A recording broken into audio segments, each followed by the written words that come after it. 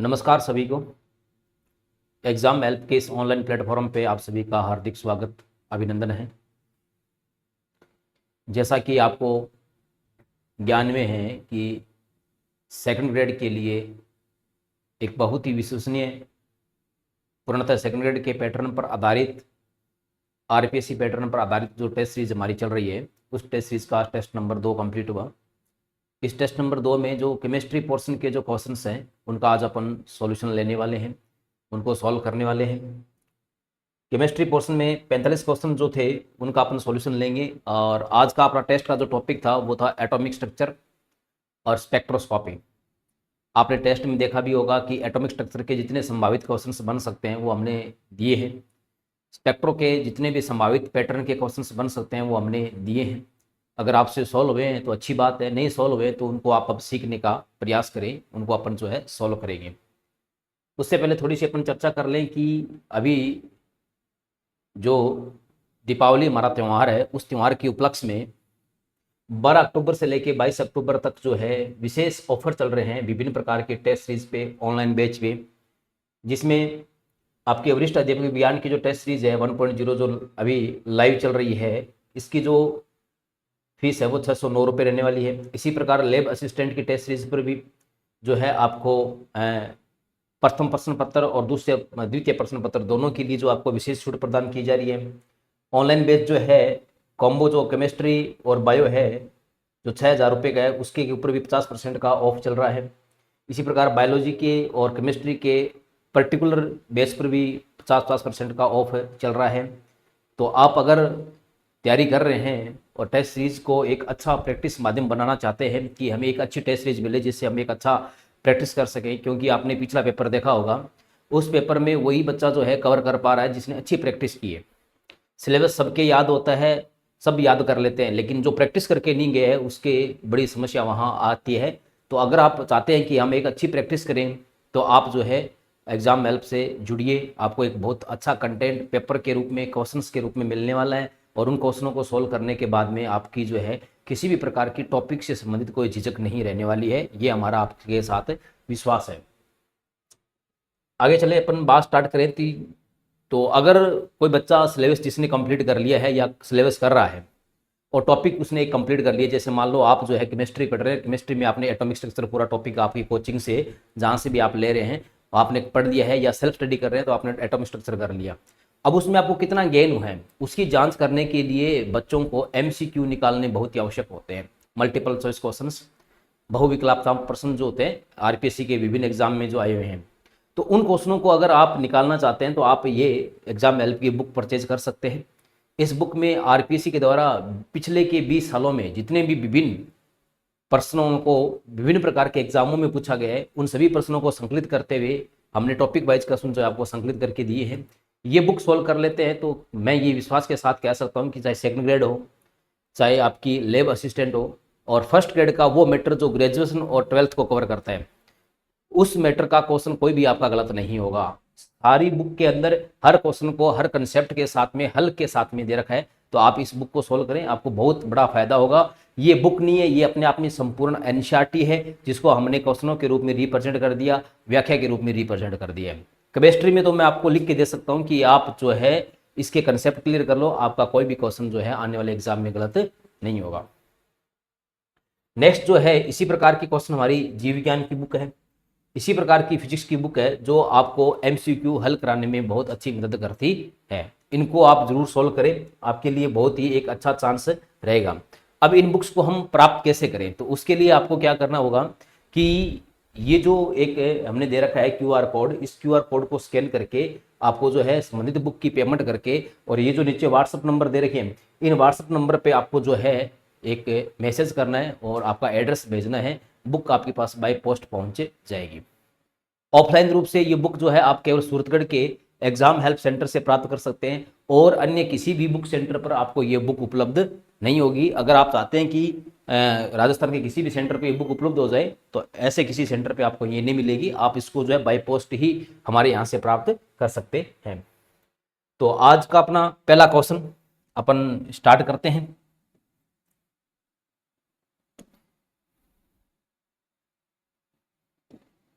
पहला क्वेश्चन है कैथोड किरणें बनी होती है ना। देखो हमारा जब सिलेबस हम स्टार्ट करते हैं तो उसमें जो है स्टार्टिंग में स्टार्ट से ही अगर शुरू करते हैं उसमें बात आती है, टॉपिक आता है फंडामेंटल पार्टिकल्स, अपरमाणु के कण। ठीक है, तो हमें हमारे जो तीनों अपरमाणु कण हैं, जो इलेक्ट्रॉन, प्रोटॉन और न्यूट्रॉन, ठीक है ना, जो नाभिक परमाणु में पाए जाते हैं, जिसमें से आपको पता है कि ये दोनों नाभिक में पाए जाते हैं, इसलिए इनको न्यूक्लियन कहते हैं। ठीक है, और ये जो है नाभिक के चारों ओर वर्ताकार या दीर्घ वर्ताकार पथ पर क्या करते हैं, चक्कर लगाते रहते हैं, जिसको हम इलेक्ट्रॉन कहते हैं। तो इन सब के बारे में हमें शुरुआत में पढ़ना होता है। तो इनमें से जो इलेक्ट्रॉन है उसकी खोज से संबंधित एक प्रयोग है जिसको कहते हैं कैथोड नली प्रयोग। और कैथोड नली प्रयोग में वैसे आगे और भी प्रश्न आएगा। इस कैथोड नली प्रयोग में हम पढ़ते हैं तो हम ये पाते हैं कि कुछ विशेष प्रकार की किरणें उत्पन्न होती है, और वो जो किरणें होती है ना, वो किस प्रकार के कणों से बनती होती है, वो चूंकि इलेक्ट्रॉन की खोज से संबंधित है तो वो किससे बनी होती है, वो बनी होती है ऋणावेशित कणों से संबंधित। अब इनकी पहचान कैसे की, ऋणावेशित कणों से बनी हुई है, धनावेशित कणों से बनी हुई है। तो जब आपने प्रयोग पढ़ा होगा तो उसमें पढ़ा होगा कि जो कैथोड से जो किरणें उत्पन्न होती है, जब उनको जो है चुंबकीय क्षेत्र और विद्युत क्षेत्र के से बीच से निकाला जाता है तो विद्युत क्षेत्र में ये धनात्मक प्लेट की ओर आकर्षित होती है और ऋणात्मक प्लेट से प्रतिकर्षित होती है। इसका मतलब ये किससे बनी हुई है, ये ऋणात्मक कणों से मिलकर बनी हुई है। ठीक है, और इसके अलावा इनकी जो प्रकृति है वो हमने जो विसर्जन नलिका ली है उसमें भरी हुई गैस की प्रकृति पर निर्भर नहीं करती है। ये भी बहुत अच्छा यहाँ पे कंटेंट याद रखने वाला है। ठीक है, तो कैथोड नली प्रयोग जो है ये आप पूरा अच्छी तरह पढ़े, यहाँ से क्वेश्चन आ सकता है। इसमें से सबसे बड़ी बात है कि इनकी जो कैथोड किरणें हैं इनकी प्रकृति किस पर निर्भर करती है। जो हमने गैस के अंदर माध्यम विसर्जन नलिका के अंदर जो गैस लिया है उसकी प्रकृति पर निर्भर करती है कि नहीं करती है, तो हमने वहां पे देखा कि जो प्रकृति पर निर्भर नहीं करती है। और इसका प्रमाण ये मिलता है कि जो इलेक्ट्रॉन है वो सभी परमाणुओं का एक मूलभूत अभिलाक्षणिक गुण है। नेक्स्ट क्वेश्चन पे चले, क्वेश्चन नंबर 2। कथन के रूप में विभिन्न तत्वों के ऐसे परमाणु जिनके परमाणु भार समान हो, है ना, किंतु परमाणु क्रमांक अलग अलग हो, समभारिक कहलाते हैं। बिल्कुल, इनको इंग्लिश में आइसोबारिक कहते हैं। तो आइसोबारिक में क्या होता है, आइसोबारिक में जो अलग अलग स्पीशीज उसके लिए ए यानी कि द्रव्यमान संख्या तो सेम होती है, लेकिन जेड क्या होता है, जेड जो है इन सब के लिए डिफरेंट यानी कि अलग अलग होता है। इनको कहते हैं आइसोबारिक या समबारिक कहा जाता है। तो ये कथन बिल्कुल क्या है, सही कथन है। ठीक है ना, इसी प्रकार आपने जो है समस्थानिक आइसोटॉप भी पढ़े होंगे। ठीक है, आइसोटॉप में आपने पढ़ा होगा कि विभिन्न तत्वों की ऐसी स्पीसीज जिनके जो है एक तत्व के विभिन्न रूप जिनके परमाणु क्रमांक समान हो लेकिन द्रव्यमान संख्या क्या हो, अलग अलग हो, उसे हम क्या कहते हैं, उसको हम समस्थानिक कहते हैं, आइसोटॉप कहते हैं। तो आइसोटॉप में हमने क्या देखा, आइसोटॉप में हमने ये देखा था कि जो तत्व है उनके के लिए ए और जेड की बात करें तो ए जो है डिफरेंट होगा, ए के तत्व के विभिन्न जो रूप है, और जेड क्या होगा उसका सेम होगा। तो ये क्या कहलाते हैं, आइसोटॉप कहलाते हैं। इसी प्रकार अपने आइसोएस्टर्स भी सिलेबस के अंदर पढ़ा है, आइसोडाइफर्स भी पढ़ा है, ठीक है, और आइसो न्यूट्रॉनिक भी पढ़ा है, आइसो इलेक्ट्रॉनिक भी पढ़ा है। ये सारे इसके क्या है, एक ही जो है तत्व के विभिन्न रूप है या प्रजातियां है ये। तो अब देखो कारण क्या कह रहा है, समभारिक तत्वों में प्रोटॉन और न्यूट्रॉन का योग हमेशा भिन्न भिन्न होता है। ये तो गलत बात है, ठीक है ना, भिन्न भिन्न नहीं होता है। ठीक है, समभारिक जो तत्व होते हैं उनमें प्रोटॉन न्यूट्रॉन का योग हमेशा क्या होता है, समान होता है। ठीक है, जेड डिफरेंट हो ए सेम हो। जैसे मान लो मैं जो है एग्जाम्पल के तौर पे दो समभारिक तत्वों की तुलना करता हूं। ठीक है, दो समभारिक तत्वों की अगर तुलना करें, जैसे मान लो पोटेशियम है 19 और 40, इसी प्रकार कैल्शियम 20 और 40। ये देखो इन दोनों के काल्पनिक तौर से अगर अपन बात करें तो इन दोनों के द्रव्यमान संख्या सेम है, लेकिन देखो परमाणु क्रमांक क्या है, भिन्न भिन्न है। ठीक है, तो अब इसमें अगर मैं न्यूट्रॉन निकालूं तो न्यूट्रॉन कैसे निकालते हैं, अपने न्यूट्रॉन निकालते हैं इनमें से 40 में से आप 19 घटा दोगे, 40 में से 19 घटा दोगे तो ये आपके पास कितने आएंगे, ये आपके पास आएंगे 21। कितने आएंगे, ये 21 आएंगे। ठीक है, इसी प्रकार 40 में से घटा दो तो ये कितने आएंगे आपके पास 20। तो इसमें न्यूट्रॉन 20 है और इसमें न्यूट्रॉन कितने हैं, 21 है। ठीक है, अब ये कह रहा है कथन है, कारण ये कह रहा है कि प्रोटॉन न्यूट्रॉन का योग हमेशा भिन्न होता है। तो देखते हैं इसमें प्रोटॉन कितने होंगे 19, इसमें प्रोटॉन कितने होंगे 20। ठीक है, तो देखो इसमें प्रोटॉन और न्यूट्रॉन दोनों का योग कितना आ रहा है, इन दोनों का योग आ रहा है 40। और इसमें भी प्रोटॉन न्यूट्रॉन, क्योंकि प्रोटॉन जो है जितने उसमें परमाणु क्रमांक होता है प्रोटॉन की संख्या उसके बराबर होती है। ठीक है, तो 20 और 20 इसमें प्रोटॉन कितने आ गए, 40 आ गए। तो क्या समभारिक के अंदर प्रोटॉन और न्यूट्रॉन इन दोनों का योग अलग अलग होता है क्या, नहीं होता है, इन दोनों का योग क्या होता है, समान होता तो ये बात क्या हो गई, गलत हो गई। तो हम क्या कहेंगे, हम ये कहेंगे कथन सही है और कारण क्या है, गलत है। तो आंसर नंबर क्या हो गया इसका, सी नंबर आंसर हो गया। ठीक है, ये थोड़ा सा क्वेश्चन हमने जो है आगे चल के बना लिया है ना, भी आइसोटॉप से सॉरी आइसोबारिक से, जिसको अपन कहते हैं समबारिक, उससे थोड़ा सा हम आगे जाकर के इसको अपने सोल्व किया है कि प्रोटॉन न्यूट्रॉन का योग समान होता है कि नहीं होता है। तो हम ये कहेंगे कि जो समबारिक होते हैं उनमें प्रोटॉन न्यूट्रॉन का योग क्या होता है, समान होता है। नेक्स्ट क्वेश्चन, हाइड्रोजन परमाणु की बोहर द्वितीय और प्रथम कक्षा की त्रिज्या का अनुपात क्या है। तो जब हाइड्रोजन परमाणु के लिए अपन जो है बोर स्पेक्ट्रम का यूज करके त्रिज्या का मान निकालते हैं, तो त्रिज्या का फॉर्मूला में ये प्राप्त होता है n²/z, ये एंग्स्ट्रॉम में प्राप्त होती है।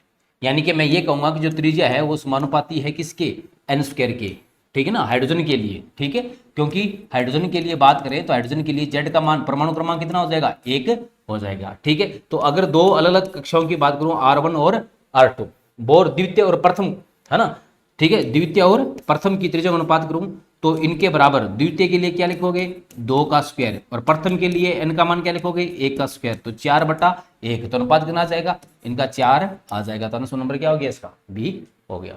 ठीक है, ऐसे स्मार्ट तरीके से सोल्व करना आप इनको जरूर सीखिए। ठीक है, तो यहाँ तो हाइड्रोजन के लिए बात थी तो जेड सेम हो गया, इसलिए त्रिज्या समानुपाती होगी किसके, n² के समानुपाती हो गई। नेक्स्ट है, बोर सिद्धांत के अनुसार हाइड्रोजन परमाणु में निम्न संक्रमण में से किसमें सबसे कम ऊर्जा वाला फोटोन जो है निष्कासित होगा। ठीक है, तो सबसे पहले बात करें तो अगर अपन जो है बोर मॉडल की सहायता से हाइड्रोजन एटम के लिए एनर्जी का फॉर्मूला निकालते हैं तो ये आता है -13.6 Z²/n² इलेक्ट्रॉन वोल्ट प्रति एटम में हमें प्राप्त होता है।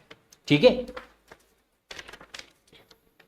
अब देखो ध्यान से, अब ये कह रहा है कि कौन से संक्रमण में सबसे कम ऊर्जा वाला फोटोन निकलेगा, है ना। तो देखो कोई भी फोटोन होती है उसका ऊर्जा होता है E = h म्यू। अगर h वहां पे प्लाक कांस्टेंट होता है, म्यू वहां पे जो है उसकी आवृत्ति होती है, और ये h म्यू बराबर जो है इसको मैं ऐसे भी लिख सकता हूं, म्यू बराबर क्या होता है, C/λ। यानी कि अगर लेमडा का मान ज्यादा है तो ऊर्जा का मान क्या होगा, कम होगा, और लेमडा का मान अगर कम है तो ऊर्जा का मान क्या होगा, ज्यादा होगा। एक तो ठीक है, ये कंसेप्ट आपको ध्यान में रखना है। दूसरी बात आपको यहाँ पे ये ध्यान रखनी है कि अब ये पूछ रहा है कि किस संक्रमण में सबसे कम ऊर्जा वाला फोटोन निकलेगा। ठीक है, तो हम संक्रमण देखेंगे। तो संक्रमण देखें, अगर जैसे मैं अलग अलग स्तरों के लिए बात करूं, N1, N2, N3, N4, N5, N6, ठीक है, इन सब के लिए अगर मैं एनर्जी का मान निकालूं, ठीक है, हाइड्रोजन के लिए, तो इसके लिए आएगा -13.6 इंटू Z², है ना, जेड हाइड्रोजन एटम के लिए कितना हो गया, 1 हो गया। तो यहाँ पे 1 का स्क्वायर कर दो, बटा में क्या कर दो, 1 का स्क्वायर कर दो। ठीक है, बटा में क्या करेंगे अपन, इसके बटा में करेंगे n² मतलब 1 का स्क्वायर। तो पहले की जो ऊर्जा आएगी प्रथम स्तर की वो आएगी 13.6 इलेक्ट्रॉन वोल्ट आता है। ठीक है, इसी प्रकार दूसरे के लिए लिखेंगे तो क्या लिखेंगे, 13.6 इंटू 1²/2 का स्क्वायर। ठीक है, इसको भाग देंगे, इसको भाग देने के बाद में ये आएगा आपके -3.4 इलेक्ट्रॉन वोल्ट। तीसरे लिए निकालें तो वही -13.6 इंटू 1 का स्क्वायर बटा 3 का स्क्वायर। इसको जब अपन भाग देंगे तो भाग देने पर इसका जो मान आएगा वो आएगा -1.5 इलेक्ट्रॉन वोल्ट। ठीक है, चौथे के लिए निकालें तो वही -13.6 इंटू 1² बटा में 4 की स्क्वायर। जब इसको देंगे तो ये आएगा -0.85 इलेक्ट्रॉन वोल्ट। 5 के लिए भाग दें तो वही -13.6 इंटू 1² बटा 5 का स्क्वायर। इसको सोल्व करेंगे तो ये आएगा आपके पास में -0.544 इलेक्ट्रॉन वोल्ट, ये माइनस है यहाँ पे। और 6 के लिए भाग दें तो -13.6 इंटू 1/6 का स्क्वायर, तो ये आएगा आपके पास -0.37 इलेक्ट्रॉन वोल्ट। ठीक है, अब देखो ध्यान से, ये मैंने अलग अलग ऊर्जा स्तरों को निकाल ली। अब ये कह रहा है कि किसमें सबसे कम ऊर्जा वाला फोटोन निकलेगा। ठीक है, तो अब देखो n = 6 से n = 5 में आए, तो n = 6 से कहां पे, n = 5 में है, तो देखो इन दोनों का ऊर्जा अंतराल जो है वो बहुत कम होगा। n = 6 से n = 5 में आए तो इन दोनों का ऊर्जा अंतराल क्या होगा, बहुत ही कम होगा। ठीक है ना, 6 से 5 में आ रहा है। ठीक है, अच्छा 5 से 3 में जाए तो 5 से 3 में कहां पे जाएगा, यहां जाएगा। तो इसका देखो, इसका और इसका जो ऊर्जा अंतराल है वो क्या होगा, ज्यादा होगा। 6 से 1 में आए तो 6 से अगर 1 में आता है तो 6 से 1 में आने पे तो ऊर्जा अंतराल देखो 6 के लिए कितनी है -0.37 इलेक्ट्रॉन वोल्ट है, और 1 के लिए कितनी है -13.6 इलेक्ट्रॉन वोल्ट है। तो ये ऊर्जा अंतर तो बहुत ज्यादा होगा। 5 से 4 में आई, 5 से 4 में आई तो 5 ये रहा, 4 ये रहा, तो इसके लिए ऊर्जा अंतराल जो है वो इसकी तुलना में तो क्या होगा, ज्यादा होगा। तो इन सब में अगर देखें तो सबसे कम ऊर्जा अंतराल किसके लिए है, वो 6 से 5 के लिए है, इसलिए यहां सबसे कम ऊर्जा का फोटोन निकलेगा। ठीक है, तो आंसर किसका क्या हो गया, 1 नंबर आंसर हो गया। अब आपसे ये पूछ लेता, इस प्रश्न को अगर ये पूछ लेता कि सबसे कम तरंग दैर्ध्य वाला फोटोन कहां निकलेगा, कम तरंग दैर्ध्य सबसे कम जहां होगी, जहां पे ऊर्जा क्या होगी सबसे ज्यादा, तो सबसे अधिक ऊर्जा अंतराल किस किस में, 6 से 1 के बीच में। तो जो 6 से 1 में जा रहा है तो यहां सबसे कम तरंग दैर्ध्य वाला फोटोन आएगा, सबसे कम लैम्डा वाला। ठीक है, अच्छा लैम्डा का सबसे कम है तो आवृत्ति सबसे ज्यादा होगी, क्योंकि म्यू बराबर क्या होता है, सी अपॉन लैम्डा। तो आपने ये भी कह सकते हैं कि यहाँ पे आवृत्ति क्या होगी, मैक्सिमम। ठीक है, तो ऐसे भी ये प्रश्न 3 रूप से बन सकता है, आपसे सबसे कम लैम्डा पूछ सकता है, सबसे कम जो है आवृत्ति पूछ सकता है। अच्छा अधिकतम लैम्डा जहां पे ऊर्जा अंतराल सबसे कम होगा, तो इसी के लिए लैम्डा क्या होगा, मैक्सिमम होगा, और लैम्डा मैक्सिमम होगा तो आवृत्ति यहाँ पे क्या होगी, मिनिमम होगी। तो जहां ऊर्जा न्यूनतम वहां आवृत्ति भी न्यूनतम, जहां आवृत्ति न्यूनतम वहां पे लैम्डा क्या होगा, मैक्सिमम होगा। कौन से सूत्र से, इस सूत्र से। तो अपने को ये ध्यान रखना है, एटलीस्ट हाइड्रोजन स्पेक्ट्रम में अपने को 6 तक के ये जो मान है ये याद होने चाहिए। फिर भी अगर आपको याद नहीं रहते हैं तो आप इनको सोल्व करके इस फॉर्मूले से निकाल सकते हैं, और आपको ये देखना है कि इनका ऊर्जा अंतराल कितना है। ठीक है, अब इसका ऊर्जा अंतराल देखें तो अब इसमें क्या लिखेंगे, N2 - N1। ठीक है, इसकी ऊर्जा कितनी है, -0.544, -0.544 माइनस प्लस। ठीक है, यहाँ पे ऊर्जा अंतराल अगर निकालें अपन, इन दोनों का अंतर निकालें तो जैसे माइनस है 3.7, फिर माइनस 0.5 कितना आ जाएगा, 4 आ जाएगा। ठीक है, इसका ऊर्जा अंतराल अपना ऐसे निकालेंगे तो ये माइनस माइनस प्लस हो जाएगा, फिर 0.544 में से 0.37 अपन घटा लेंगे, 0.37 0.54 में से घटाएंगे तो ये अपने पास में आएगा लगभग पॉइंट कितना हो गया, ये 13 और 14 17.17, इसके लिए अंतर आएगा 0.17 इलेक्ट्रॉन वोल्ट आएगा। ठीक है, इसके लिए अंतर। अच्छा इसके लिए अंतर निकालो अगर आप, कौन से के लिए, 5 और 4 के लिए, तो 0.85 में से 0.44 घटा दो, 0.54 घटा दो, है ना, तो ये कितना आ जाएगा अंतराल, ये आपके पास अंतराल आ जाएगा लगभग 5 में से 4 गया 1, और फिर आपकी जो है 8 में से 5 गया 3, तो माइनस है 0.31 इलेक्ट्रॉन वोल्ट, 0.31 इलेक्ट्रॉन वोल्ट आ जाएगा। ठीक है, अच्छा 5 और 3 का निकालें तो 1.5 में से आप जो है 0.54 घटा दो, तो ये 0.46 ये हो गए, और 0.46 और पॉइंट देखो सीधा 0.46 तो अंतर सीधा ही आ गया 1 तक का, 4 और 6, और 0.46 के अंदर आगे आप 0.5 और जोड़ दो, 0.46 में 0.5 जोड़ दो तो 0.96 आ जाएगा, ये 0.96 इलेक्ट्रॉन वोल्ट आ जाएगा। अच्छा ये देखो 13.6 में से 0.37 घटा दो तो ये आ जाएगा लगभग आपके पास में 13.27, 27 नहीं 60 में से 37 चलेगी पीछे, कितने बच गए आपके, बच गए ये 13.3 इलेक्ट्रॉन वोल्ट। देखो यहाँ ऊर्जा अंतराल सबसे ज्यादा है और सबसे कम ऊर्जा अंतराल कौन सा है, ये है, तो इसलिए इसका जो है फोटोन सबसे कम ऊर्जा का होगा। ये बहुत आराम से आपको समझाया इसलिए ताकि आराम से सॉल्व कर सको, ठीक है ना। बाकी दूसरा इसका एक कंसेप्ट और है, जैसे जैसे आप जो है उच्च स्तरों की ओर बढ़ते जाएंगे वैसे वैसे ऊर्जा अंतराल क्या करता है, घटता जाता है। तो आप उस कंसेप्ट से भी जड़ सकते हैं कि ये देखो ये सबसे उच्चतम ऊर्जा स्तरों का अंतर है, तो सबसे उच्चतम ऊर्जा स्तरों का अंतर है तो इनकी ऊर्जा घटती जाती है, ठीक है, ऊर्जा तो बढ़ती जाती है, ऋणात्मक मान जो है घटता जाता है, ऊर्जा बढ़ती जाती है, तो इनका अंतर क्या करता जाएगा, घटता जाएगा। ठीक है, तो अपन ये कह सकते हैं अपन इधर से इधर जाएंगे, ठीक है, इधर से इधर n1 से ऊपर की ओर जाते हैं, अनंत की ओर जाते हैं, तो जो ऊर्जा है वो तो बढ़ती है लेकिन जो ऊर्जा अंतराल है वो क्या करता जाता है, घटता जाता है। ठीक है, ये कंसेप्ट अगर आपकी याद है, दिमाग में सीधा फिट रहता है तो आपको इतना लंबा चौड़ा सोल्व करने की भी आवश्यकता नहीं है। यानी कि जैसे जैसे आप तलस्थ अवस्था से ग्राउंड स्टेट से जो है इन्फिनिटी की ओर जा रहे हैं, ऊपर की ओर जा रहे हैं, तो वैसे वैसे एनर्जी बढ़ती जाएगी लेकिन एनर्जी जो गैप है, ऊर्जा अंतराल जो है वो घटता जाएगा। तो ये कंसेप्ट भी आप इसको याद रख सकते हैं।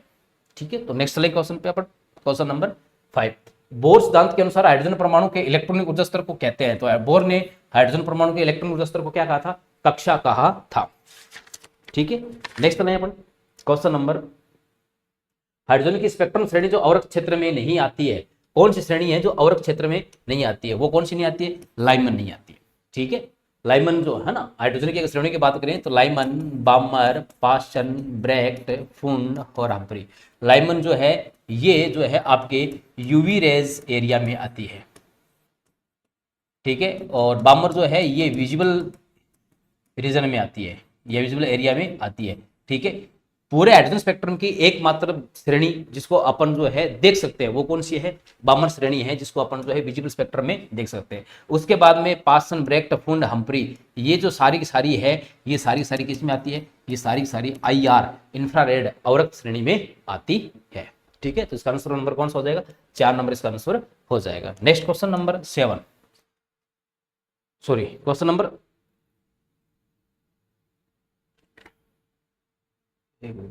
अच्छा ये क्वेश्चन नंबर 6 दो बार टाइप हो गया, कोई बात नहीं, ये टाइप हो गया, इसका भी उत्तर क्या होगा? लाइमन होगा। क्वेश्चन नंबर 7, निम्न में से कौन सा तथ्य रदरफोर्ड परमाणु सिद्धांत के बारे में सही नहीं है? है ना, रदरफोर्ड का परमाणु सिद्धांत आपने पढ़ा होगा कि रदरफोर्ड ने जो है एक प्रयोग किया, उसको कहते हैं अल्फा कण प्रकीर्णन प्रयोग कहते हैं, जिसमें उन्होंने जो है अल्फा कण को जो है सोने की पतली पट्टिका पर गिरा करके उनके विचलन को देख करके नाभिक की खोज की थी। कुल मिला के मैं ये कह सकता हूँ कि रदरफोर्ड का जो प्रयोग है वो नाभिक की खोज से संबंधित है।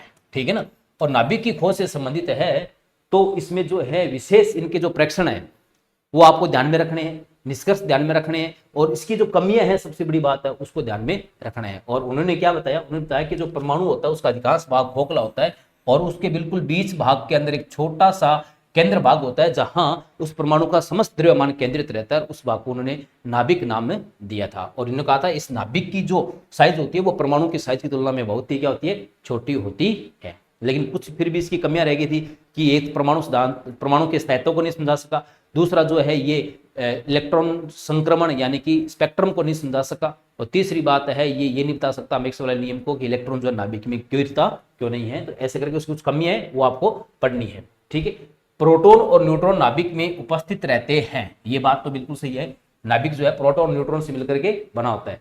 नाभिक का आयतन परमाणु का आयतन से बहुत छोटा है, ये बात भी रदरफोर्ड के अनुसार बिल्कुल क्या है? सही है। ठीक है ना, उन्होंने कहा कि जो नाभिक का जो त्रिज्या होती है वो 10⁻15 कोटि की होती है और परमाणु जो त्रिज्या होती है वो 10⁻10 मीटर कोटि की होती है। प्रोटॉन न्यूट्रॉन की संख्या हमेशा समान होती है, ये बात क्या है? गलत है। तो आंसर कौन सा हो जाएगा? सी हो जाएगा। प्रोटॉन और इलेक्ट्रॉन की संख्या हमेशा समान होती है, बिल्कुल सही बात है। अगर उदासीन परमाणु हो तो उसमें प्रोटॉन इलेक्ट्रॉन की संख्या क्या होती है? बराबर होती है। तो रदरफोर्ड के परमाणु सिद्धांत के बारे में ये बात जो है सी ऑप्शन सही नहीं है। आपको हर जो है एक्सपेरिमेंट पे भी आपको क्वेश्चन बना के दिया ताकि आप हर टाइप के क्वेश्चन को आराम से कर सके। नेक्स्ट क्वेश्चन नंबर है 8, थॉमसन का परमाणु मॉडल त्रिभुज मॉडल के नाम से जाना जाता है, बिल्कुल सही बात है ना। थॉमसन ने क्या कहा कि जो परमाणु होता है वो एक गोलाकार संरचना होती है और उसमें जो है पूरे भाग के अंदर जो है ऋणावेश बिखरा हुआ रहता है, उनके बीच बीच में धनावेश जो है बीज की तरह लगा रहता है, इसलिए इसको वाटरमेलन मॉडल या त्रिभुज मॉडल के नाम से जाना जाता है। परमाणु धनावेश की पुडिंग के समान और इलेक्ट्रॉन रेजिन की तरह उसमें धसे हुए दिखाई देते हैं। ठीक है, तो ये बात भी बिल्कुल क्या है? सही है। तो आंसर इसका क्या हो जाएगा? ए और दोनों सही है और ए सही का स्पष्टीकरण देता है। ठीक है ना, थॉमसन का मॉडल परमाणु त्रिभुज मॉडल के नाम से जाना जाता है। क्यों बोलते हैं? क्योंकि परमाणु धनावेश की पुडिंग के समान, ठीक है, धनावेश, और इलेक्ट्रॉन जो है वो रेजिन की तरह उसमें क्या रखते हैं? धसे हुए रहते हैं, इसलिए इसको क्या कहते हैं? त्रिभुज मॉडल कहते हैं। इसको लड्डू मॉडल भी कहा जाता है, इसको प्लम पुडिंग मॉडल भी कहा जाता है। और इस मॉडल की सबसे अच्छी विशेषता यह है कि ये परमाणु के उदासीन होने की व्याख्या करता है। ये परमाणु उदासीन क्यों होता है? तो उसने कहा कि जितना धनावेश होता है उतने उसमें क्या होता है? ऋणावेश होता है। बाकी इसकी बहुत सारी कमियां रहेगी, स्थायित्व को नहीं समझा सकता, इलेक्ट्रॉनों की व्यवस्था को नहीं समझा सकता। ठीक है, नेक्स्ट क्वेश्चन से, एक घूमते हुए इलेक्ट्रॉन का वेग 1.2 × 10⁵ मीटर प्रति सेकंड है, तो इलेक्ट्रॉन की डी ब्रोगली तरंगदैर्घ्य क्या होगी? तो देखो इलेक्ट्रॉन की डी ब्रोगली तरंगदैर्घ्य लैम्डा किसके बराबर होती है? h/p के बराबर होती है। ठीक है, p यहाँ पे क्या होता है? संवेग होता है। संवेग क्या होता है? द्रव्यमान और वेग का गुणनफल होता है। h क्या है? प्लांक नियतांक है। प्लांक नियतांक का मान कितना होता है? 6.62 × 10⁻34 होता है। ठीक है, अच्छा m इलेक्ट्रॉन का मास 9.1 × 10⁻31 kg। ठीक है, v इलेक्ट्रॉन का वेग है, कितना दे रखा है आपको? 1.2 × 10⁵5 मीटर प्रति सेकंड। जब इसको पूरे को सोल्व करेंगे तो ये हमारे पास आएगा 0.071 × 10⁻9 मीटर में आएगा। ये इसकी क्या आ जाएगी? वेवलेंथ आ जाएगी। आंसर नंबर 1 आ जाएगा। ठीक है, इस डी ब्रोगली पे एक ऐसा न्यूमेरिकल हर बार एग्जाम के अंदर आ रहा है, तो आप ऐसे इस फॉर्मूले पर जो है आप जरूर प्रैक्टिस करके जाएं।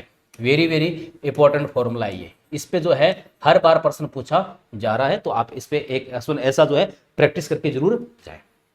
नेक्स्ट क्वेश्चन नंबर 10, इलेक्ट्रॉन की स्थिति का मापन संवेग में अनिश्चितता के साथ संयोजित है ना। ये तो हाइजेनबर्ग का अनिश्चितता सिद्धांत है, ठीक है, कि स्थिति और वेग दोनों के एक साथ यथार्थता के साथ ज्ञात नहीं किया जा सकता। लिखते कैसे इसको, delta x into delta P greater than या इक्वल एच अपॉन 4 पाई, ठीक है। या फिर इसको मैं कैसे लिख सकता हूँ हाइजेनबर्ग को, डेल्टा एक्स इंटू डेल्टा मैं इसको एम इंटू डेल्टा वी लिख सकता हूँ, संवेग को greater than equal H upon 4 पाई, ऐसे भी लिख सकता हूँ, ठीक है। तो स्थिति का मापन संवेग में अनिश्चितता के साथ संयोजित है, जो कि 1 × 10⁻18 ग्राम सेंटीमीटर प्रति सेकंड है के बराबर है। इलेक्ट्रॉन के वेग में अनिश्चितता है, अगर इलेक्ट्रॉन का द्रव्यमान आपको ये दे रखा है ना, तो वेग में अनिश्चितता पूछिए, तो वेग में अगर अनिश्चितता पूछिए आपसे, ठीक है, तो वेग में अनिश्चितता किसके बराबर आएगी, डेल्टा वी बराबर आएगा H upon 4 pi into M into delta X, ठीक है। अब देखो डेल्टा वी बराबर एच का मान 6.62 इंटू 10⁻34 4 पाई, पाई का मान 22/7, एम इलेक्ट्रॉन का द्रव्यमान कितने रखा है, 9.1 × 10⁻28 ग्राम दे रखा है अपने को, ठीक है। अच्छा, डेल्टा एक्स है ना, स्थिति में मापन कितने रखा है, 1 × 10⁻18 दे रखा है, ठीक है। जब इस पूरे को सोल्व करेंगे तो सोल्व करने के बाद में डेल्टा वी का मान, ठीक है, जो है पूरा सोल्व करेंगे, तो सोल्व करने के बाद में इसका जो मान है वो आएगा 1 × 10⁵ मीटर सेंटीमीटर प्रति सेकंड आएगा, यानी कि 1 नंबर आंसर आ जाएगा। ये हाइजेनबर्ग के अनिश्चितता के सिद्धांत पर नहीं, 1 × 10⁵ नहीं आएगा, देखो 18 28 10⁹ आएगा, सॉरी सी नंबर आंसर इसका आ जाएगा, ठीक है। तो ये हाइजेनबर्ग के अनिश्चितता के सिद्धांत पर आधारित एक न्यूमेरिकल है, ठीक है। तो इस पर भी अब जैसे आपको यहाँ पे उसने जो है डेल्टा एक्स दे दिया, ठीक है, एम आपको पता ही है, डेल्टा वी पूछ लिया, वैसे आपको वो एम और डेल्टा वी देख करके एक्स भी तो पूछ सकता है, ठीक है। तो ये अपने को एटलीस्ट ये जो हाइजेनबर्ग की अनिश्चितता के समीकरण है और डी ब्रोगली जो तरंगदैर्ध्य के समीकरण है, ये अपने को दोनों याद होनी चाहिए। चलिए नेक्स्ट क्वेश्चन पे, क्वेश्चन नंबर, निम्न क्वांटम संख्या के लिए अधिकतम अभिनिर्धारित कक्षकों की संख्या क्या होगी, है ना, कक्षक पूछ रहा है आपसे, ऑर्बिट कितने होंगे। क्वांटम संख्या दे रखी है, एन का मान दे रखा है आपको 3, एल का मान दे रखा है आपको 1 और एम का मान दे रखा है 0, यानी कि आपसे पूछ रहा है कि ऐसा कक्षक जिसके लिए एन का मान 3 हो, एल का मान 1 हो, एम का मान 0 हो, कितने कक्षक हो सकते हैं। तो देखो हमें पता है कि अगर एन का मान 3 है, ठीक है, तो एल का मान क्या होगा, तो एल का मान किसके बराबर होता है, एल का मान होता है n-1 के बराबर, यानी कि एल का मान कितना होगा, 2 होगा। एल का मान अगर 2 है तो एम के संभावित मान, ठीक है, विन्यास क्या क्या हो सकते हैं। तो हमें पता है कि एम जो होती है वो -L 0 और +L तक होती है, ठीक है। तो देखो -L कितना, -L कैसे लिखेंगे, -2 -1 0 +1 +2, ठीक है, यानी कि 5 कक्षक होंगे, ठीक है। अब ये कह रहा है कि ऐसा कितने कक्षक है जिसके लिए m का मान 0 है, तो m का मान 0 तो देखो 1 के लिए ही है, ठीक है, m का मान 0 1 के लिए है, वो कौन सा होता है, जिसके लिए होता है क्या होता है, z होता है। अच्छा, l का मान 1 हो गया, 1 का होते ही l का मान कौन सा हो गया, p हो गया, और z हो गया, और n का मान कितना हो गया 3, तो वो कौन सा कक्षक होगा, 3pz होगा, और उसका मान कितना होगा, एक ही कक्षक होगा। आंसर नंबर इसका क्या हो जाएगा, सी हो जाएगा। इस क्वेश्चन को दोबारा देखना ध्यान से, हमें क्वांटम संख्याएं दे रखी है और हमसे पूछा है कि जो है अगर n का मान 3 है, l का मान 2 है, तो m का मान क्या होगा, ठीक है ना। तो ऐसा ढूंढना जिसके लिए l का मान 1 है और m का मान 0 है, तो l का मान 1 तो किसके लिए होगा, सीधी सी बात है p के लिए होगा, ठीक है ना। अब m बराबर 0 वाले कितने होंगे, m बराबर 0 वाला एक ही होगा उसमें, ठीक है, और वो कौन सा होगा, pz होगा, सीधा भी निकाल सकते हो, आपको इतना बड़ा जरूरत करने की आवश्यकता नहीं है, ठीक है। अब ये n का मान 3 है, तो वो कौन सा होगा, 3pz होगा, है ना, क्योंकि p के अंदर आपको पता है कि 3 कक्षक होते हैं, ठीक है, -1 0 +1, ठीक है। ये जो बीच वाला होता है ये pz होता है, पहला वाला px या py कुछ भी हो सकता है, दूसरा वाला जो है py या px कुछ भी हो सकता है, लेकिन 0 वाला में से कौन सा होता है, z होता है। ये आपने क्वांटम संख्या में अच्छी तरह पढ़ा हो, ठीक है। तो इसको ऐसे मैंने ये तो केवल आपको मान निकाल के दिखाई है मैंने आपको, ठीक है। भी एन से एल कैसे निकालते हैं, एल से एम कैसे निकालते हैं, ये अलग चीज है, ठीक है। और यहां से अपन सीधा करें तो एल का मान 1, तो वो सीधा बात है पी होगा, ठीक है। पी कोस, और पी कोस में एम बराबर 0 वाला कक्षक कितना होगा, एक ही होगा, वो कौन सा होगा, पी जेड होगा, ठीक है। इसलिए आंसर नंबर इसका कौन सा हो गया, सी नंबर आंसर हो गया। एल बराबर 1 से पता चल गया पी उपकोष है, और पी उपकोष के अंदर हमें पता है 3 कक्षक होते हैं, P X, P Y, P Z होते हैं। तो अगर एल का मान 1 है तो सीधी सी बात है एम का मान क्या होगा उसका, -1, 0, +1 होगा। तो अब ये कह रहे हैं जीरो वाले कितने हैं, तो जीरो वाला तो एक ही है, वो कौन सा है, पी जेड है, तो पी जेड होगा। और पी जेड में कौन सा होगा, 3 पी जेड होगा, क्योंकि एन का मान कितना है उसमें 3 है। नेक्स्ट क्वेश्चन नंबर 12, बराबर ऊर्जा के कक्षकों के समूह को भरने में किसी विशेष कक्षक में इलेक्ट्रॉन जोड़ा रखने की अपेक्षा रिक्त कक्षक में इलेक्ट्रॉन रखना ऊर्जा के रूप से श्रेष्ठ है ना। यानी कि जब हम बराबर ऊर्जा के इलेक्ट्रॉन कक्षकों को भरते हैं तो हम पहले क्या करते हैं, हम पहले जो है प्रत्येक खाली कक्षक को भरते हैं, जैसे डी को भरते हैं तो पहले 1 2 3 4 5, ठीक है। फिर हम इसका युग्मन क्या करते हैं, प्रारंभ करते हैं, ठीक है। सही बात है बिल्कुल। जब दो इलेक्ट्रॉनों को भिन्न भिन्न कक्षों में रखे जाते हैं तो ऊर्जा कम होगी यदि चक्रण समांतर है ना, तो इन दोनों के बीच में रिपल्सन कम होगा, रिपल्सन कम होगा तो स्थायित्व क्या होगा, ज्यादा होगा। तो ये बात कौन से नियम से कहती है, ये बात कहता है हुंड का नियम। कौन सा नियम कहता है, हुंड का अधिकतम बहुलकता का नियम। हुंड ये कहता है कि अगर आपके पास समवर्ष रिक्त कक्षक है तो आप पहले प्रत्येक कक्षक में एक एक इलेक्ट्रॉन भरिए, जब सारे कक्षों में एक एक इलेक्ट्रॉन आ जाता है तो उसके पश्चात उनका युग्मन प्रारंभ होता है ना। तो उसी के आधार पर अपने कहते हैं कि जैसे P है तो P में जो युग्मन है, जो युग्मन प्रारंभ होता है कौन से इलेक्ट्रॉन से, चौथे से, ठीक है। और D है, D में युग्मन प्रारंभ होता है, युग्मन जो प्रारंभ होता है वो कौन से होता है, छठे इलेक्ट्रॉन से होता है, ठीक है। तो ये निम्न के लिए कौन सा नियम वेद है, हुंड का नियम वेद है, ठीक है। तो ऐसे इन पे स्टेटमेंट पे भी क्वेश्चन बन करके आ सकता है। नेक्स्ट है 9.85 ग्राम बेरियम कार्बोनेट के पूर्ण विघटन होने पर उत्पन्न CO2 का एसटीपी पर आयतन कितना होगा। ऐसे क्वेश्चन आपने देखे होंगे कि हमारे 2024 वाले में भी आए थे और अब भी आए हैं। तो इसमें क्या कह रहे हैं, आपको कह रहा है कि बेरियम कार्बोनेट के पूर्ण विघटन से, अगर बेरियम कार्बोनेट के विघटन की मैं समीकरण लिखूं तो बेरियम कार्बोनेट को जब गर्म किया जाता है तो ये इस प्रकार से बेरियम ऑक्साइड और कार्बन डाइऑक्साइड गैस में टूटता है। सॉरी, ये ठोस अवस्था में, ये ठोस अवस्था में। तो ध्यान से देखें तो इसका जो 1 मोल है जब टूटता है तो इसके 1 मोल से CO2 का 1 मोल बन रहा है। इसके 1 मोल का मतलब है कि 197 ग्राम।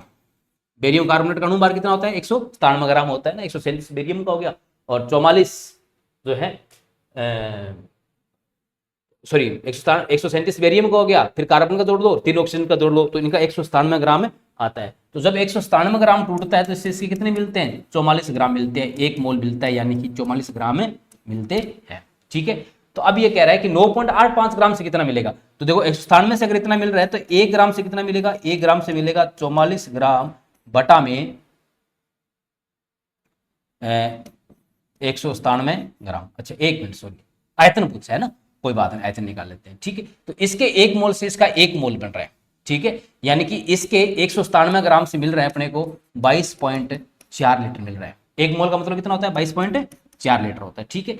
तो 197 ग्राम से अगर 22.4 लीटर है तो 1 ग्राम से कितना मिलेगा, 1 ग्राम से मिलेगा 22.4 लीटर बटा में 197 ग्राम मिलेगा, ठीक है।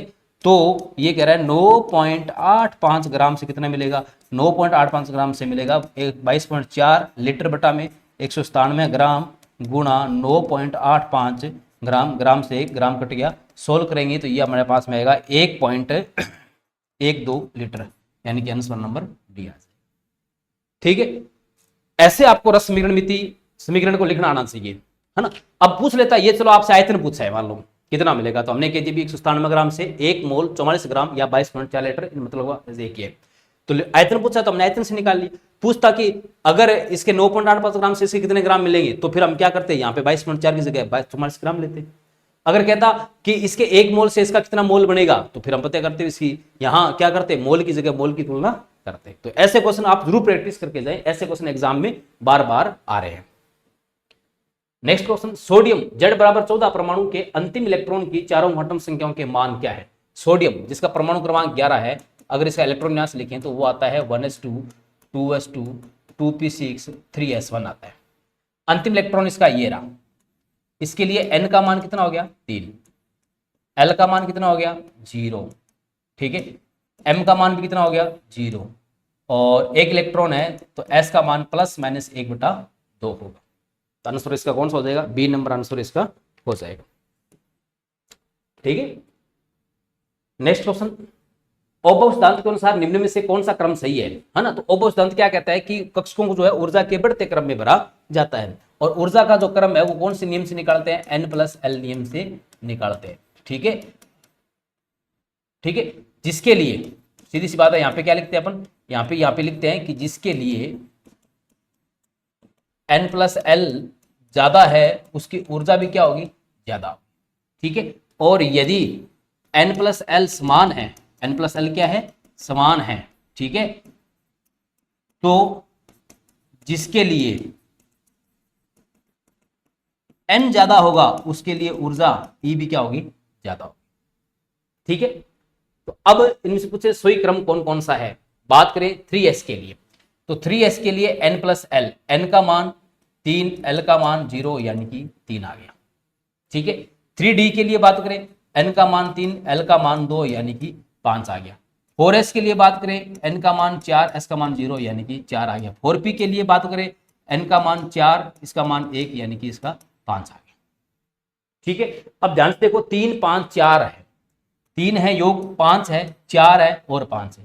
तो ध्यान से देखो, इन दोनों की ऊर्जा सबसे ज्यादा होगी, और इन दोनों में सबसे ज्यादा किसकी होगी? इन दोनों में भी सबसे ज्यादा इसकी होगी, क्योंकि इसके लिए N का मान क्या है? ज्यादा है। तो सबसे ज्यादा ऊर्जा किसकी होगी?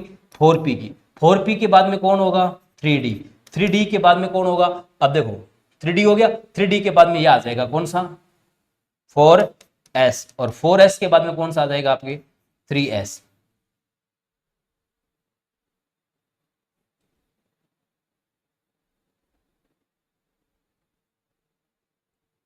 अच्छा, हाँ, अब ने चलो इसका क्रम बना के बता दिया, तो ये क्रम सही नहीं है, तो हमारे अनुसार ये क्रम होना चाहिए इसका। ठीक है, इसका तो अब देखो, दूसरा देखो, इसके लिए 1s के लिए N+L कितना आ जाएगा? 1 आ जाएगा। N का मान 1, L का मान 0। इसके लिए N+L कितना आ जाएगा? 3 आ जाएगा। इसके लिए कितना आ जाएगा? 4 आ जाएगा। इसके लिए कितना आ जाएगा? 5 आ जाएगा।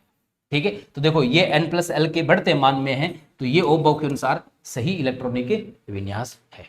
ठीक है, अब इसमें देखो, इसके लिए 2, इसके लिए कितना आ जाएगा? 5, इसके लिए कितना आ जाएगा? 5, इसके लिए कितना आ जाएगा? 7। अब देखो, ये 5 है, ये भी 5 है, लेकिन ये पहले इधर आना चाहिए, ये बाद में आना चाहिए। इसकी ऊर्जा 5s की ऊर्जा 4p से क्या होगी? ज्यादा होगी, क्योंकि दोनों के लिए N+L का मान तो सेम है, लेकिन इसके लिए N का मान क्या है? उच्च है। ठीक है, इसी प्रकार 2s के लिए N+L का मान 2, 2p के लिए 3, 3d के लिए 3 2 5, 3p के लिए कितना हो गया? 4 हो गया। तो ये तो कह रहा है कि इसकी ऊर्जा इससे ज्यादा, जो कि गलत है ना, इसकी ऊर्जा इससे कम होगी, 3d की 3p से क्या होगी?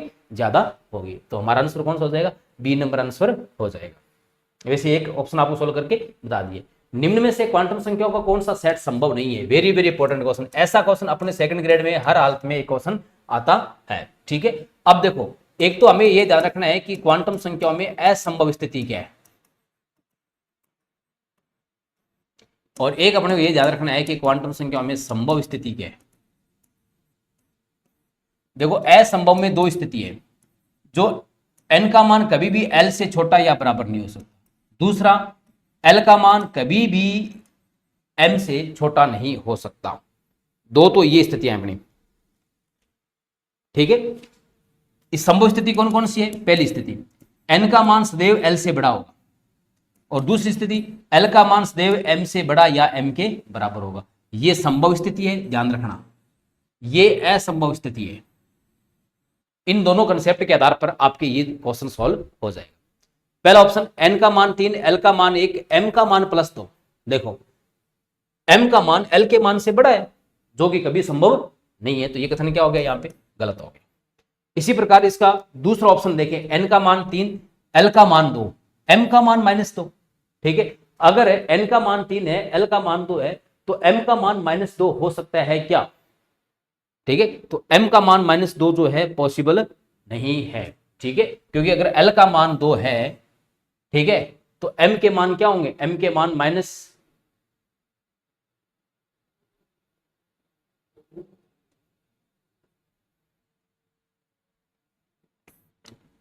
-2 दे रखा है इसमें ना।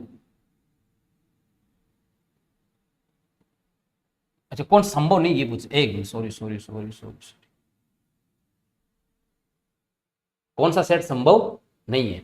n का मान 3 है, l का मान 1 हो सकता है, m का मान +2 हो सकता है, m l जो है वो बिल्कुल हो सकता है। देखो है ना, एक मिनट, सॉरी मैंने यहाँ क्वेश्चन गलत पढ़ लिया। n का मान अगर 3 है, ठीक है, n अगर 3 है तो l का मान कितना हो सकता है? 3 - 1 यानी कि 2 भी हो सकता है। इस 2 में 1 होगा और 2 दोनों शामिल होंगे, ठीक है। अच्छा, m का मान +2 हो सकता है, बिल्कुल सही बात है ना। अगर m का मान 2 है, l का मान 2 आ रहा है तो उसको -2 -1 0 +1 +2 हो सकता है, तो ये मान संभव है, ठीक है ना। मैं थोड़ा क्वेश्चन गलत पढ़ गया। n का मान 3, l का मान 2, m का मान -2। देखो l का मान 2 है, m का मान -2, ये भी संभव हो सकता है। n का मान 3, l का मान 1 है तो m का मान +1 हो, ये भी संभव हो सकता है ना, क्योंकि l का मान 1 है तो -1 0 +1 हो सकता है। n का मान 3, l का मान 1, m का मान -1। ये क्वेश्चन थोड़ा गड़बड़ हो गया।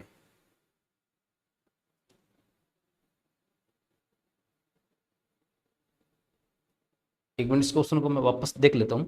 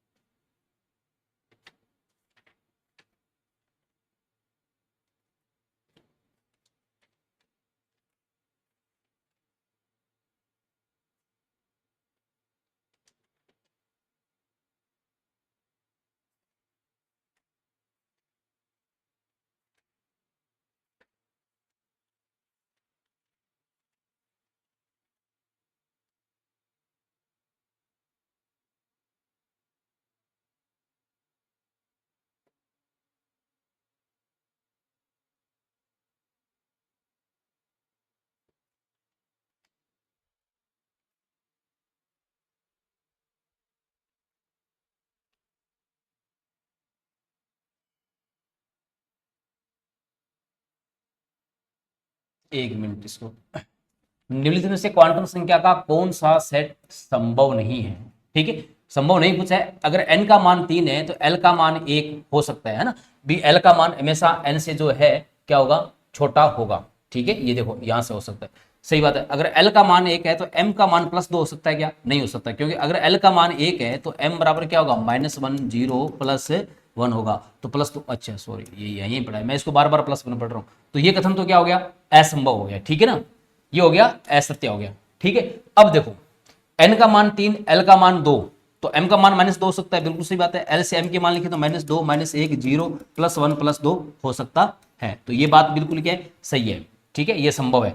3 है, 1 है, तो अगर l का मान 1 है तो m का मान +1 बिल्कुल हो सकता है। l का मान 1 है तो m का मान -1, ये भी हो सकता है। तो असंभव कौन सा है? सेट जो संभव नहीं है वो कौन सा है? ए नंबर है, ठीक है। और बाकी इनकी कंडीशंस आपको यहाँ पे दे रखी है। मैं इसको बार बार क्या, इसको मैं दिमाग मेरे जब सोल्व कर रहा हूँ इसको मैं +1 पढ़ रहा हूँ बार बार, तो मैंने कहा ये तो अगर +1 है तो ये संभव है फिर। चलो, जल्दबाजी नहीं करनी है। इलेक्ट्रॉन को जो क्वांटम संख्या n और l द्वारा पहचाने जाते हैं, n बराबर 4 l बराबर 1, ऊर्जा के बढ़ते क्रम में इस प्रकार रखा जा सकता है। तो देखो इसके लिए n + l का योग कितना है? 5, इसके लिए कितना है?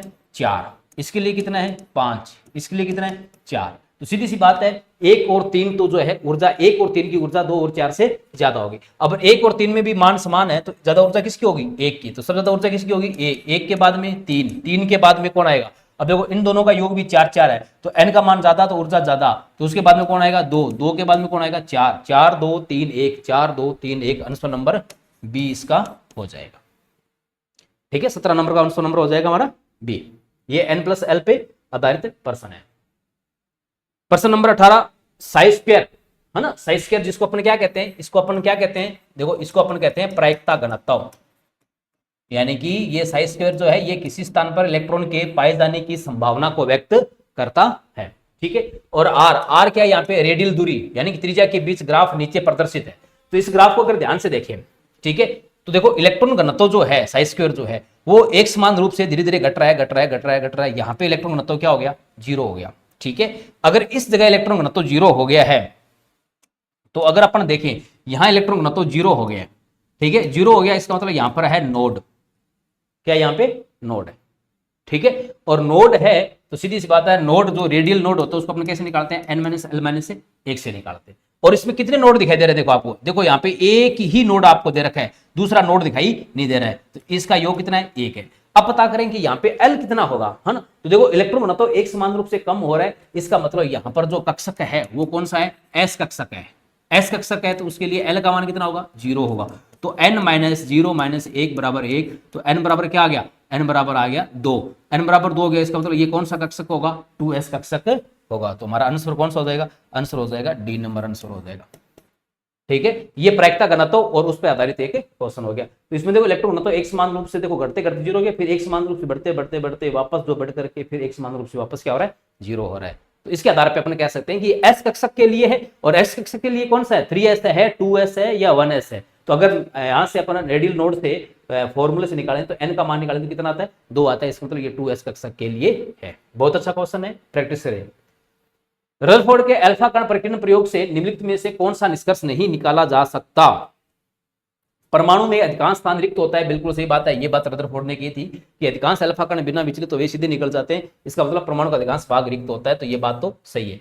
परमाणु त्रिज्या लगभग 10⁻10 मीटर होती है, और जबकि नाभिक की त्रिज्या कोटि जो है 10⁻15 मीटर की होती है, बिल्कुल सही बात है। इलेक्ट्रॉन स्थिर ऊर्जा के वर्ताकार पथों जिन्हें कक्षा कहा जाता है में घूमते हैं। ठीक है, इलेक्ट्रॉन नाभिक आपस में स्थिर विद्युत आकर्षण बल से बंधे रहते हैं, ये बात तो सही है। लेकिन ये कह रहा है कि ऊर्जा पता जिन्हें निश्चित स्थिर ऊर्जा के, ये बात नहीं की थी। ये बात तो किसने की थी, बोहर ने की थी कि इलेक्ट्रॉन जिन वर्ताकार पथों पे चक्कर लगाते हैं उनकी जो ऊर्जा है वो स्थिर रहती है। तो ये कथन रदरफोर्ड का नहीं है, तो हमारा आंसर कौन सा हो जाएगा, सी नंबर आंसर हो जाएगा।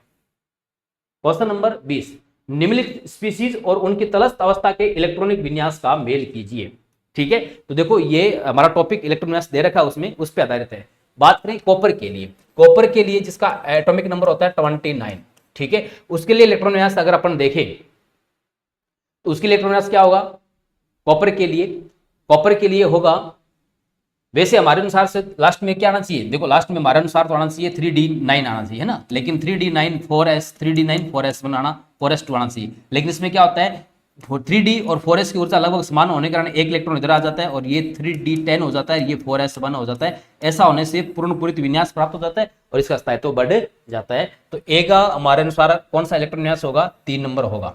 ठीक है, ए का होगा 3 नंबर। फिर कॉपर प्लस टू यानी कि कॉपर के 2 इलेक्ट्रॉन निकाल दें अपन, कॉपर के 2 इलेक्ट्रॉन निकाल दें तो एक इलेक्ट्रॉन तो कहां से जाएगा, इससे जाएगा, एक इससे जाएगा, पीछे क्या बचेगा 3d9 बचेगा। तो कॉपर प्लस 2 का क्या होगा 4 नंबर। ठीक है, जिंक प्लस 2, जिंक का क्या होगा, जिंक का होगा 3d10 4s2, ये जिंक का है 3d10 और 4s2, ये जिंक का है। इसमें से 2 इलेक्ट्रॉन निकाल दें, अगर अपन 2 इलेक्ट्रॉन निकाल देते हैं तो पीछे क्या बचेगा, इसमें पीछे बचेगा इसमें 3d10 देखो इसमें किसमें बच रहा है, ये रहा। तो आंसर कौन सा हो जाएगा इसका, 1 नंबर। फिर क्रोमियम प्लस 3, है ना, इसी प्रकार क्रोमियम में भी क्या होता है, अपवाद होता है। क्रोमियम में क्या होता है 3d3 4s2 लिखते हैं अपन, प्लस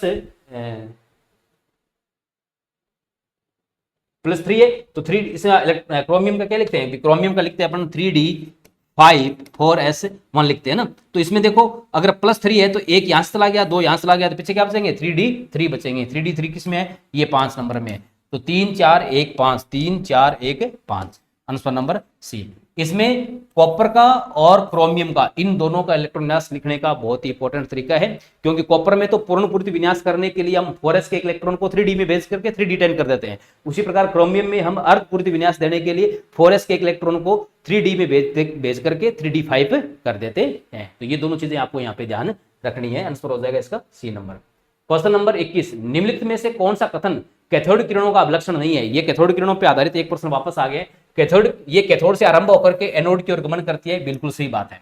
बाह्य विद्युत अथवा चुंबकीय क्षेत्रों की अनुपस्थिति में ये सीधी रेखा में गमन करती है, ये भी सही बात है ना, अनुपस्थिति में बात कर रही है। ठीक है, कैथोड किरणों के अवलक्षण, कैथोड किरण नलिका इलेक्ट्रॉनों के पदार्थ पर निर्भर नहीं करता। ठीक है, इसके पदार्थ पर निर्भर भी, जो कैथोड किरण नलिका के इलेक्ट्रोड जो पदार्थ लिए उस पर निर्भर नहीं करता है, ये बात भी बिल्कुल क्या है, सही है। ठीक है, कैथोड किरणों के अवलक्षण कैथोड किरण नलिका में उपस्थित गैस की प्रकृति पर निर्भर करते हैं, ये गलत बात होगी, प्रकृति पर निर्भर नहीं करते हैं। तो आंसर कौन सा हो जाएगा हमारा, डी नंबर आंसर हो जाएगा। ये चर्चा आपने स्टार्ट में कर ली थी पहले क्वेश्चन के अंदर कि जो कैथोड किरण नलिका की जो प्रकृति है उसमें जो गैस यूज की है उस गैस की प्रकृति पर जो है कैथोड जो किरणें उत्पन्न होती है उनकी प्रकृति निर्भर नहीं करती है। क्वेश्चन नंबर 22, इलेक्ट्रॉन के संदर्भ में निम्नलिखित में से कौन सा कथन गलत है। ये ऋणावेशित कण होता है, बिल्कुल सही बात है, ये बात बिल्कुल क्या सही है। इलेक्ट्रॉन का द्रव्यमान न्यूट्रॉन के द्रव्यमान के बराबर होता है, ये गलत बात है। इलेक्ट्रॉन का द्रव्यमान तो होता है 9.1 गुणा 10 की घात माइनस 31 kg, और न्यूट्रॉन का द्रव्यमान होता है 1.7 गुणा 10 की घात माइनस 27 kg। तो बराबर थोड़ी होता है, बराबर नहीं होता, तो ये कथन क्या हो गया, गलत हो गया। ये सभी परमाणुओं का मूल अवयव होता है, बिल्कुल सही बात है। कैथोड किरणों का अवयव होता है ना, बिल्कुल सही बात है। कैथोड नलिक प्रयोग जो है वो इलेक्ट्रॉन की खोज से ही संबंधित है। नेक्स्ट क्वेश्चन है 3p कक्षक में कितने त्रिज्यीय नोड होंगे, है ना। तो अगर अपने को रेडियल नोड निकालने होते हैं, जिनको रेडियल नोड कहते हैं अपने, तो रेडियल नोड किसके बराबर होते हैं, रेडियल नोड का फॉर्मूला होता है n माइनस एल माइनस 1, जो कि हमारी बुक में दे रखा है। n का मान 3, एल पी के लिए कितना होता है, एल पी के लिए 1 होता है -1, तो कितना आ जाएगा, 1 आ जाएगा। तो आंसर नंबर इसका क्या हो जाएगा, डी नंबर आंसर हो जाएगा। इसी प्रकार क्वेश्चन नंबर 24 4d कक्षक में कितने कोणीय नोड होंगे। कोणीय नोड जिनको अपन इंग्लिश में कहते हैं एंगुलर नोड, ठीक है। एंगुलर नोड का मान किसके बराबर होता है, एल के बराबर होता है। अगर बात करें 4d में, तो d के लिए एल का मान कितना, 2, सीधी सी बात है। इसके लिए एंगुलर नोड भी कितने होंगे, 2 होंगे। तो आंसर नंबर इसका क्या हो जाएगा, सी नंबर आंसर इसका हो जाएगा।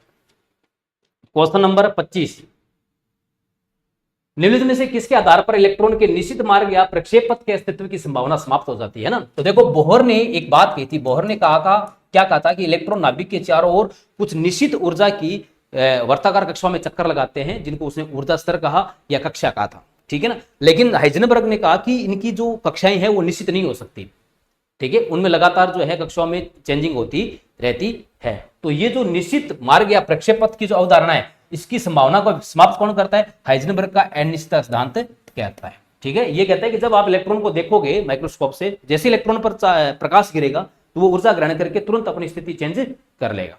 इसलिए इनको अपने एक जो है निश्चित ऊर्जा के जो है पथ की संभावना व्यक्त नहीं कर सकते। नेक्स्ट क्वेश्चन है कक्षक कोणीय संवेग, है ना। कक्षक ऑर्बिटल कोणीय संवेग किस पर निर्भर करता है, वो केवल और केवल एल पर निर्भर करता है, द्विवंशी क्वांटम संख्या पर निर्भर करता है, एजीमुथल क्वांटम नंबर पर डिपेंड करता है। ऑक्सीजन परमाणु के इलेक्ट्रॉनों के लिए निम्न में से कौन सा कथन सत्य है। 2s कक्षक में उपस्थित इलेक्ट्रॉन के लिए प्रभावी नाभिक के आवेश 2p कक्षक में उपस्थित इलेक्ट्रॉन के प्रभावी नाभिक के समान होता है, गलत बात है ना। अगर ऑक्सीजन के लिए बात करें, ऑक्सीजन जिसका परमाणु क्रमांक 8 होता है, तो 1 ये oxygen sorry 1s2 2s2 2p4, ठीक है। तो नाभिकीय आवेश की बात करें तो सबसे ज्यादा 1s पे, उससे कम 2s पे, उससे कम किस पे, 2p पे। तो ये तो कह रहा है 2s 2p पे सेम होगा, नहीं गलत बात है। ये 2s में उपस्थित इलेक्ट्रॉन की ऊर्जा 2p कक्षक में उपस्थित इलेक्ट्रॉन की ऊर्जा के समान होगी क्या, 2s 2p की इलेक्ट्रॉन की ऊर्जा समान होगी क्या, नहीं होगी। देखो इसके लिए n+l का मान कितना है, इसके लिए 2 है, इसके लिए n+l का मान कितना है, 3 है, तो इनकी ऊर्जा समान नहीं हो सकती। ये कथन क्या हो गया, गलत हो गया। 1s कक्षक में उपस्थित इलेक्ट्रॉन के लिए प्रभावी नाभिकीय आवेश 2s कक्षक में उपस्थित इलेक्ट्रॉन के प्रभावी नाभिक इसके समान होगा, नहीं होगा। 1s नाभिक के ज्यादा पास है, 2s क्या है, दूर है, तो ये कथन भी क्या हो गया, गलत हो गया। 2s कक्षक में उपस्थित इलेक्ट्रॉन की पृथक्करण क्वांटम संख्या यानी कि जो ms है उसका चिन्ह विपरीत होता है। 2s में कितने इलेक्ट्रॉन है, देखो 2 है, और 2s में अगर 2 इलेक्ट्रॉन है तो इनके जो चक्रण है वो क्या होते हैं, विपरीत होते हैं। ये तो पाउली का अपवर्तन सिद्धांत है कि एक कक्षक में अधिकतम 2 इलेक्ट्रॉन रह सकते हैं और दोनों की जो चक्रण क्वांटम संख्या होती है वो एक दूसरे की विपरीत होती है। तो कथन डी क्या है, सही है, आंसर नंबर हो जाएगा हमारा डी।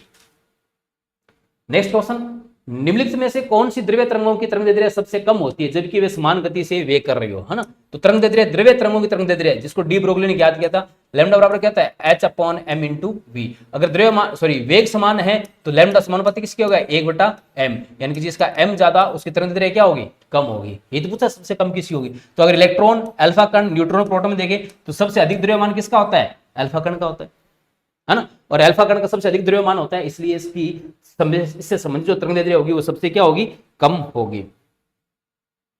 नेक्स्ट क्वेश्चन इलेक्ट्रॉनों के निम्नलिखित युग्मों में से समरस कक्षकों में उपस्थित इलेक्ट्रॉनों के युग्म को पहचानिए। यानी कि जो समरस कक्षक में, समरस मतलब जिनके लिए ऊर्जा समान है, और ऊर्जा किसके लिए समान होगी, जिसके लिए n+l का मान क्या होगा, समान होगा। तो n+l का मान देखो, इसके लिए n+l कितना है, 3 2 5, इसके लिए n+l कितना है, 3 2 5, ठीक है। तो ये समरस है, ठीक है। इसके लिए n+l का मान क्या है, 4 है, इसके लिए कितना है, 3 2 5, तो ये समरस नहीं है। इसके लिए 4 1 5, इसके लिए 3 2 5 है ना, तो इसके लिए भी 5 है और इसके लिए भी 5 है, तो ये समरस है। इसके लिए 3 2 5, इसके लिए 3 2 5, ठीक है, 3 2 5, अच्छा सॉरी इसलिए समरस नहीं है। इसमें देखो ये एन एन, ये देखो ये इसके लिए एन का मान 4 है, इसके लिए एन का मान कितना है 3 है, तो इसकी ऊर्जा ज्यादा है, इसकी ऊर्जा क्या है कम है, तो ये भी समरस नहीं है। इसके लिए 3 2 5, इसके लिए 3 2 5, तो ये समरस है। इन दोनों में एन का मान सेम है और एल का मान भी सेम है। तो समरस कौन कौन से हो गए, पहला और चौथा, पहला और चौथा, यानी कि आंसर नंबर ए हो जाएगा। ठीक है ना। तीसरा समरस नहीं होगा क्योंकि एन का मान यहाँ 4 है, तो यहाँ पे एन का मान 3 है, एन का मान 4 है, तो इसकी ऊर्जा क्या होगी, ज्यादा होगी। क्वेश्चन नंबर 30, निम्नलिखित क्वांटम संख्याओं के कौन से समुच्चय सही है, इनमें से कौन सा ऐसा है जो समुच्चय जो है क्वांटम संख्या का सही है। क्वेश्चन नंबर है ये अपना 30 नंबर क्वेश्चन। ठीक है, तो देखो अगर n का मान 1 है और l का मान 1 है, क्या हो सकता है, क्या n और l का मान बराबर हो सकता है, कभी नहीं हो सकता। तो ये कथन क्या है, गलत है। n का मान 2 है तो l का मान 1 हो सकता है, और l का मान 1 है तो m का मान +1 हो सकता है, ये बात बिल्कुल सही है। ठीक है ना, क्योंकि अगर l का मान 1 है तो m -1 0 +1 होगा, सही है।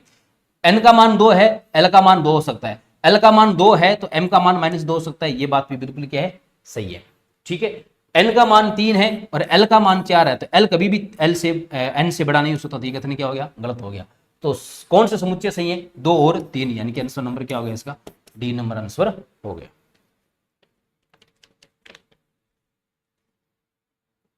नेक्स्ट क्वेश्चन, निम्नलिखित नियमों को उनके कथन से सुमेलित कीजिए। देखो ये सारे नियम आपको इसके दे दिए और सामने उनके जो है कथन दे दिए, और इन कथनों से इनको क्या करना है, सुमेलित करना है। हुंड का नियम, हुंड का नियम क्या कहता है कि एक ही उपकोष के कक्षकों में इलेक्ट्रॉन तब तक युग्मित नहीं होते जब तक कि प्रत्येक कक्षक एकता अध्यासित, यानी कि प्रत्येक कक्षक में एक इलेक्ट्रॉन न हो जाए, तो ए का हो जाएगा थर्ड। ओबो सिद्धांत क्या कहता है, ओबो सिद्धांत ये कहता है परमाणु की तटस्थ अवस्था में कक्षक उनकी बढ़ती हुई ऊर्जा के क्रम में भरे जाते हैं, बढ़ती हुई, ये यहाँ पे नाम आएगा ऊर्जा के क्रम में भरे जाते हैं, इसका कौन जाएगा बी। पाउली अपवर्तन सिद्धांत क्या कहता है, पाउली अपवर्तन सिद्धांत कहता है कि किसी परमाणु के 2 इलेक्ट्रॉनों की चारों क्वांटम संख्या का मान कभी भी समान नहीं हो सकता, एटलीस्ट एक क्वांटम संख्या क्या होगी, अलग होगी। हाइजेनबर्ग का एन सिद्धांत क्या कहता है कि किसी अपरमाणु सिद्धांत करने की स्थिति और संवेग का एक साथ से निर्धारण करना असंभव है, 4 है ना। तो 3 5 1 4, 3 5 1 4 आंसर नंबर हो जाएगा इसका, 1 नंबर आंसर हो जाएगा। तो ऐसे स्टेटमेंट के रूप में भी क्वेश्चन बन के आ सकते हैं। फिर एक क्वांटम संख्या के संबंध में निम्न से कौन से कथन सत्य है। ठीक है, इनमें से क्वांटम संख्या के संदर्भ में कौन से कथन सत्य है। द्विगुणित क्वांटम संख्या कक्षक के त्रिविमीय आकार को प्रदर्शित करती है, बिल्कुल सही बात है, त्रिविमीय अभिविन्यास को प्रदर्शित करती है, और एनसीईआरटी में त्रिविमीय आकार नाम लिखा हुआ है, इसलिए ये कथन बिल्कुल सही है। मुख्य क्वांटम संख्या कक्षक के अभिविन्यास और ऊर्जा को निरूपित करता है, अभिविन्यास नहीं बताता, कक्षक के आकार और ऊर्जा को बताता है, तो ये कथन क्या हो गया, गलत हो गया। चुंबकीय क्वांटम संख्या कक्षक के माप को प्रदर्शित करती है, माप मतलब आकार को तो कौन बताती है, मुख्य क्वांटम संख्या बताती है, तो ये कथन भी क्या हो गया, गलत हो गया। इलेक्ट्रॉन की परचक्रण क्वांटम संख्या चुने हुए अक्ष के सापेक्ष परचक्रण के अभिविन्यास को निर्धारित करती है, बिल्कुल सही बात है कि जो अक्ष है उसके सापेक्ष दक्षिणावर्त है कि वामावर्त है, तो ये क्या हो गया, सही। सही कौन कौन से हो गए, 1 नंबर हो गया और 4 नंबर हो गया, 1 और 4 1 और 4, यानी कि आंसर नंबर इसका क्या हो जाएगा, बी नंबर आंसर हो जाएगा। क्वेश्चन नंबर 32, कथन है किसी तत्व के सभी समस्थानिक एक समान रासायनिक व्यवहार प्रदर्शित करते हैं, बिल्कुल सही बात है। समस्थानिक हमने बात की थी जिनके लिए जेड सेम है, और जेड सेम है तो सीधी सी बात है इनमें इलेक्ट्रॉन की संख्या समान होगी, प्रोटॉन की संख्या समान होगी, तो एक समान रासायनिक व्यवहार प्रदर्शित करते हैं, ये बात बिल्कुल क्या है, सत्य है।